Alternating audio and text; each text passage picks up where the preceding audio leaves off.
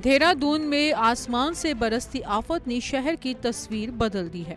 लगातार बारिश के बाद टोंस नदी का जलस्तर तेजी से बढ़ा और नदी उफान पर आ गई। तेज बहाव के बीच एक ट्रक फंस गया, जिसके बाद मौके पर हड़कंप मच गया। टपकेश्वर महादेव मंदिर के पास भी हालात बेहद चुनौतीपूर्ण नजर आए। उफनते पानी के बीच मंदिर परिसर पूरी तरह से पानी में डूबा दिखाई दिया। जलस्तर बढ़ने से आसपास रहने वाले लोगों की चिंता बढ़ गई। प्रशासन ने नदी नालों के आसपास जाने पर रोक लगाने के साथ लोगों से बेहद सतर्क रहने की अपील की है। बारिश के दौरान सबसे बड़ा खतरा अचानक बढ़ते पानी और तेज बहाव का होता है। ऐसे में लोगों को नदी किनारे जाने, फोटो या वीडियो बनाने और पानी के बीच से गुजरने से बचने की सलाह दी जा रही है। प्रशासन की टीमें संवेदनशील इलाकों पर नजर बनाए हुए है। अब बात उस सवाल का जो हर साल मानसून के दौरान देहरादून के सामने खड़ा होता है, आखिर जल भराव का स्थायी समाधान कब होगा? इस चुनौती से निपटने के लिए धामी सरकार ने शहर में ड्रेनेज व्यवस्था को मजबूत करने की दिशा में बड़े प्रोजेक्ट्स को मंजूरी दी है। GIS यानी भौगोलिक सूचना प्रणाली के आधार पर ड्रेनेज प्लान तैयार किए जा रहे हैं, ताकि पानी की प्राकृतिक बहाव और जल भराव वाले इलाकों की वैज्ञानिक तरीके से पहचान की जा सके।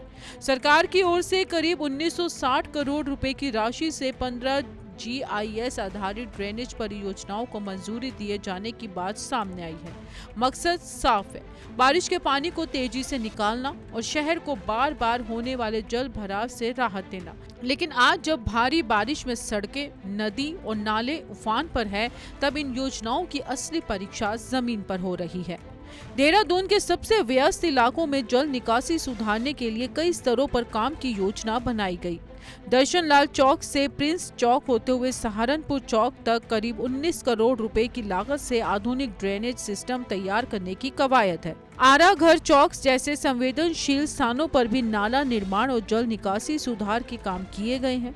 दावा है कि माइक्रो प्लानिंग के जरिए उन इलाकों की पहचान की जा रही है जहां पर बारिश के बाद सबसे ज्यादा पानी जमा होता है।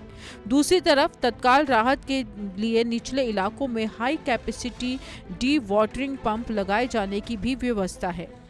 यानी एक तरफ स्थायी समाधान के लिए बड़े ड्रेनेज प्रोजेक्ट, तो दूसरी तरफ बारिश के दौरान पानी निकालने के लिए आपात व्यवस्था। लेकिन सवाल यही है कि जब बारिश असाधारण रूप से तेज हो तो ये इंतजाम कितनी तेजी से जमीन पर काम करते हैं। सिर्फ ड्रेनेज प्रोजेक्ट ही नहीं, प्रशासन ने आपदा प्रबंधन के स्तर पर भी तैयारियां की हैं। नदी तटों और जल भराव के लिहाज से संवेदनशील इलाकों की पहचान की गई है। करीब 29 संवेदनशील स्थानों पर रहने वाले हजारों परिवारों की सुरक्षा पर नजर रखने की व्यवस्था बताई गई है। मानसून के दौरान नदियों और नालों की सफाई यानी डीसिल्टिंग पर भी जोर दिया जाता है, ताकि पानी का बहाव बाधित ना हो। जरूरत पड़ने पर SDRF, NDRF और दूसरी संबंधित एजेंसियों की मदद ली जाती है। लेकिन देहरादून की समस्या सिर्फ बारिश की मात्रा तक सीमित नहीं है। रिस्पना और बिंदाल जैसी नदियों नालों के आसपास अतिक्रमण और तेजी से बढ़ते शहरीकरण को भी जल निकासी की बड़ी चुनौती माना जाता है। यही वजह है कि जब बारिश बेहद तेज होती है तो शहर के कई हिस्सों में पानी निकालने की क्षमता पर दबाव बढ़ जाता है। आज की तस्वीरें इसी चुनौती की याद दिला रही हैं। देहरादून में आज की बारिश ने एक बार फिर से साफ कर दिया कि शहर को जल भराव से राहत के लिए सिर्फ तात्कालिक इंतजाम नहीं, बल्कि स्थायी समाधान की जरूरत है।